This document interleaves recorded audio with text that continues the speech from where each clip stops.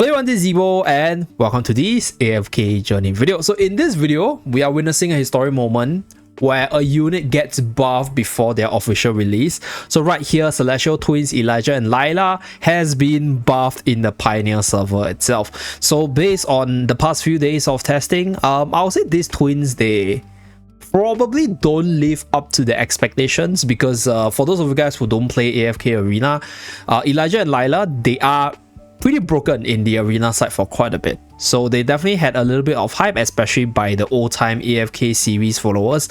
And based on the initial testing, they are slightly underpowered and kind of weak, right? So we had a lot of players give feedbacks, did a lot of testing, did a lot of runs to showcase the results itself. And right here, voila, they actually buffed up this unit. So let's take a look at the changes and then discuss whether or not it makes the unit a lot better. All right, so first of all, they increased the HP buff for the ultimate passive from 35% to 50%. So 15% more HP for Elijah as well as Lila.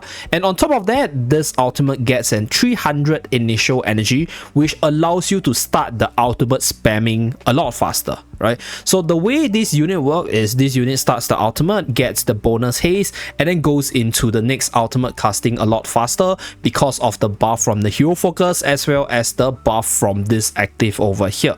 And on top of that, because this unit becomes unaffected, they will be able to attack the enemy to charge up their energy in the process. So this initial energy as well as HP boost will fix a little bit of their survival issue as well as their slower startup issue from the previous testing itself. Really good start.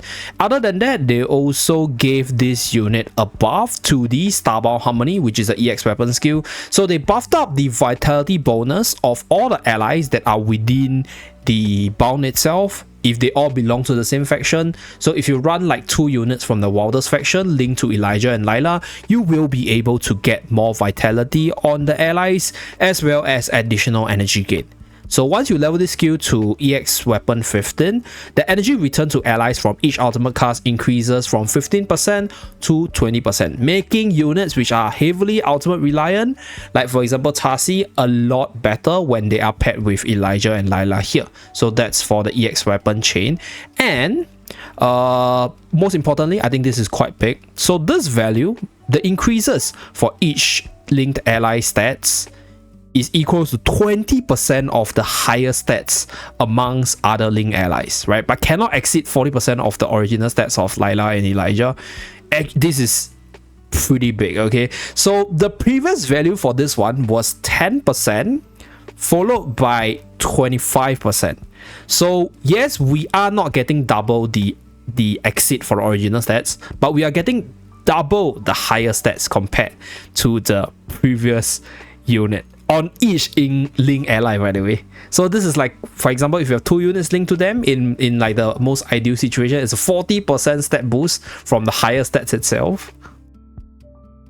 So that's that.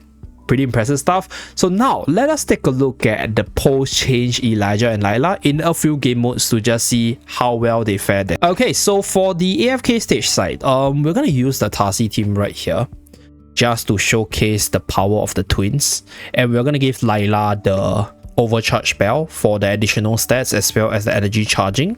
So let's go, let's start this battle. Okay, so we'll go at 1 time just to see the difference. Okay, a lot faster now. Yeah, okay, partially because of the overcharge spell, but the base 300 energy allows them to enter their ultimate faster, which allows them to spam this ultimate more to build up on the hero focus on themselves as well as the ally. Yeah, so starting their engine, boosting their survival is the way they went by giving them more stats of vitality as well as all the good stuff in HP and the Supreme Plus skill itself. So fundamentally nothing changed, just an increase in value. So far they used 3 ultimates within the span of 18 seconds, but also with the overcharge spell buff here. But it's pretty impressive because you can see the whole team surviving a lot better. Although, as I was speaking, we got nuked down almost immediately, unfortunately. But this is the showcase, right, for the twins over here. Okay, let's move into the talents trial to test out this team. So for this one, we're going to use a light bearer one. With I think we will actually use Lucius here. Yeah, just to be a little bit tankier. And let's start this battle. So this is without the overcharge. We're using the Star Shard together with our Light Barrel Factional ability. Okay, so they have a massive shield from Hugin as well as the heals from themselves.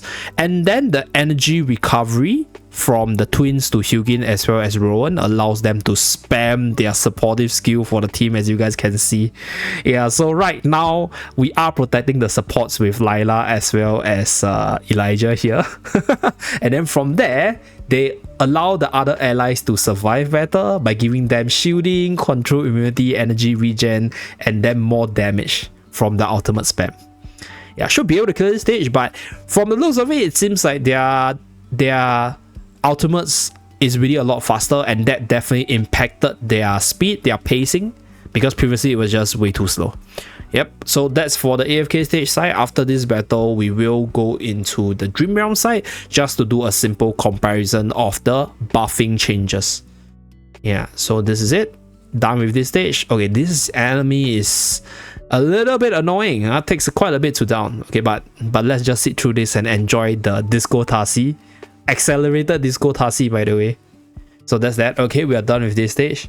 So Disco Tassi, let's take a look at the values from the twin side. Okay, so this is their heal, not that impactful. This is their tankiness. They took some damage for the team. I think mainly from Layla over here. But because we were able to control the enemy, they didn't hit us that. So that's for the damage distribution side. Now let's move on to the Dream Realm side. So for the Dream Realm side, I will just do a simple buffing comparison between the usual buffers as well as the twins over here. Yeah, so first of all will be... Okay, let's do this. We are going to do Sonya first. Okay, so we compare twins with Sonya. And let's start this battle.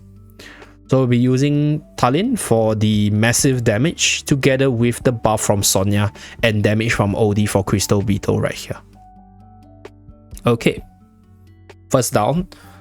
I think we should be able to skip the next one. So let's go into Common 2 battle and then skip the battle over here. Or maybe we could be a little bit too strong, right? So let's skip the battle. Do we get 100%?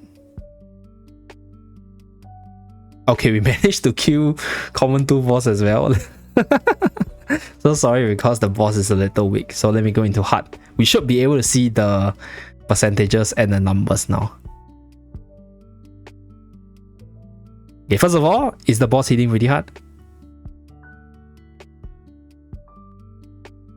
Okay, so I think we probably won't finish the boss here. So let's take a look at the damage. Okay, 3738. To be honest, I'm actually curious to see whether or not the unit survived. So let's just run through this battle quickly. Because I want to see whether or not my units can stay throughout the whole fight. And then see whether or not the heals from Layla and Elijah is going to benefit me a lot more.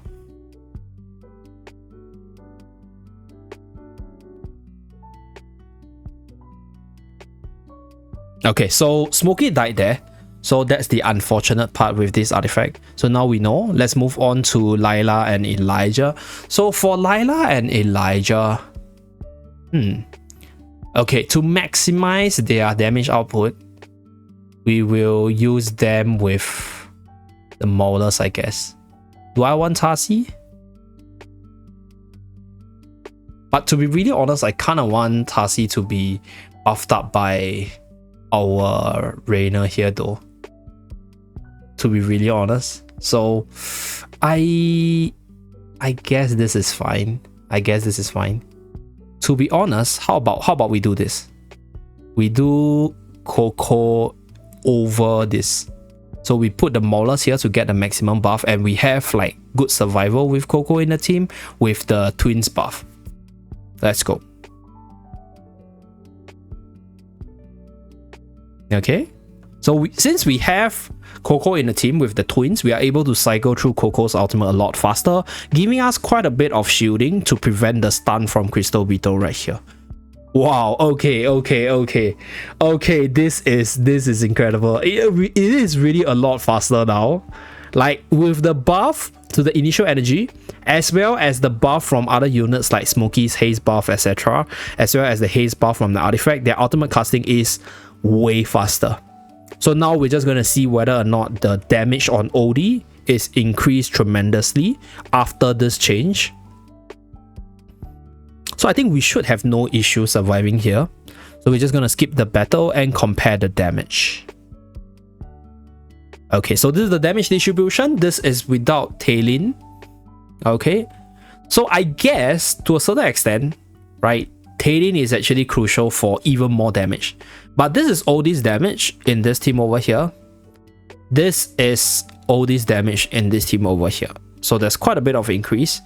And what I'm gonna do next is probably...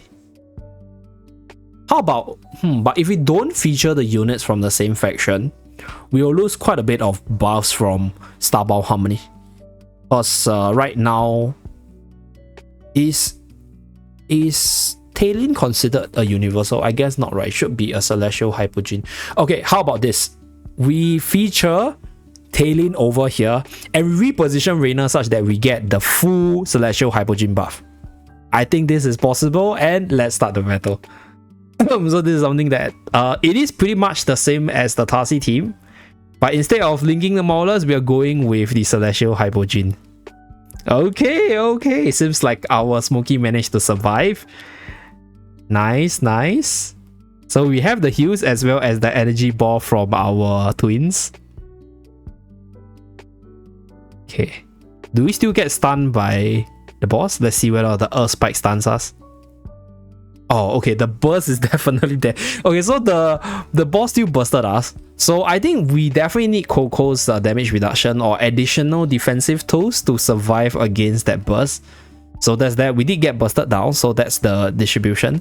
So with Sonya, we get a massive buffs on our carry to allow them to survive. But for this one, for the twin side, I think it is definitely a lot more viable right now, just off how fast their ultimates come through. But I think, how about this? We take out Reina and we go with... Okay, since we take out Reina, right? We can put Smokey here.